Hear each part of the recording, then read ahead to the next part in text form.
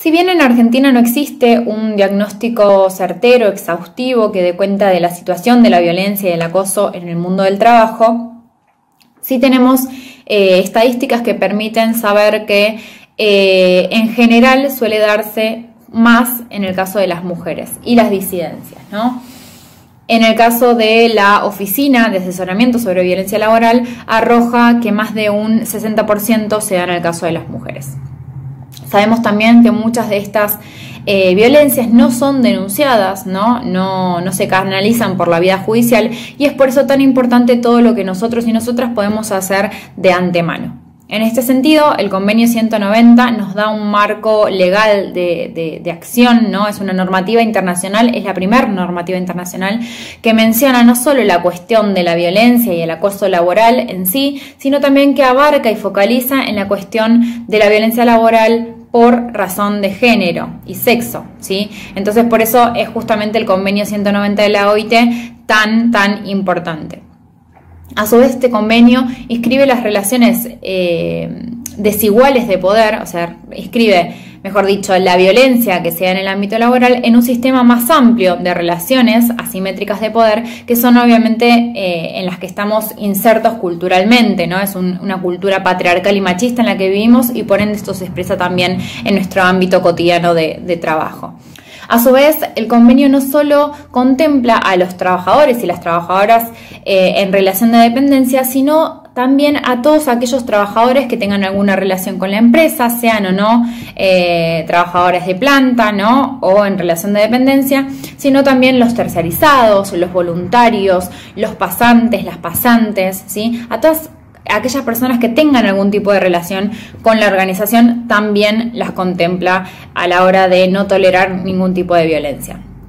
La violencia o acoso en el ámbito del trabajo está definida por la OIT como aquellos comportamientos, actitudes o amenazas de estos comportamientos que son inaceptables, no tolerables, que tienen la intención de causar en el otro dolor o un daño, ¿no?, a su integridad, como también a su integridad, sea física, sea psíquica, sexual o económica, ¿sí? Es entonces no solo el acto, sino también la amenaza, y puede darse una única vez o puede ser repetida o sostenida en el tiempo.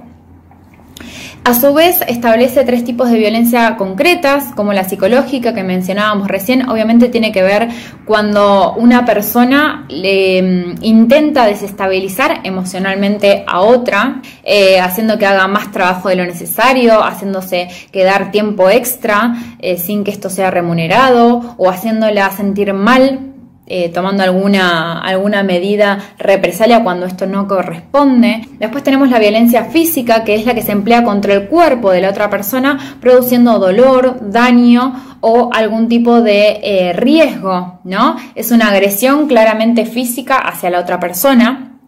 Y después tenemos la violencia sexual, que es entendida como cualquier acción que implique la vulneración de la integridad de la otra persona, del derecho a la otra persona de decidir voluntariamente acerca de su cuerpo y de su integridad, ¿sí?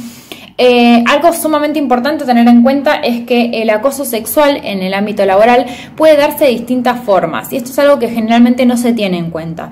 Acoso sexual no es solamente un tocamiento, un roce, tocar una pierna o acariciar o algo por el estilo, sino que también se da en comportamientos mucho más sutiles, como por ejemplo miradas lascivas o sugestivas, o hacer algún tipo de comentario fuera de lugar en cuanto a que tengan contenido sexual, o incluso a difundir imágenes, por ejemplo, de la persona sin su consentimiento, imágenes íntimas.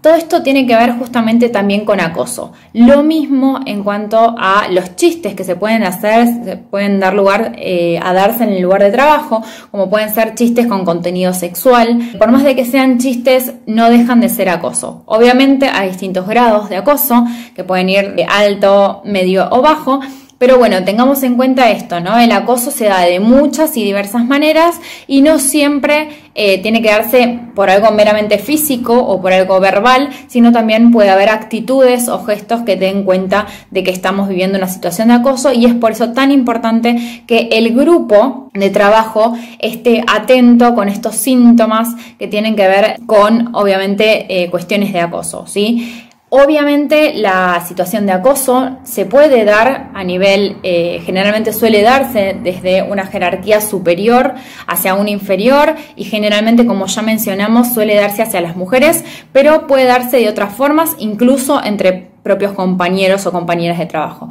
Entonces, es importante tener en cuenta la perspectiva de género, por supuesto, y es importante tener en cuenta la perspectiva desde una mirada de jerárquica de poder, ¿no? Obviamente cualquier superior va a tener mucha más, va a poder hacer mucho más uso y abuso de su poder mediante ya sea amenazas de sanciones disciplinarias en el trabajo o condicionamiento a ascensos o promociones.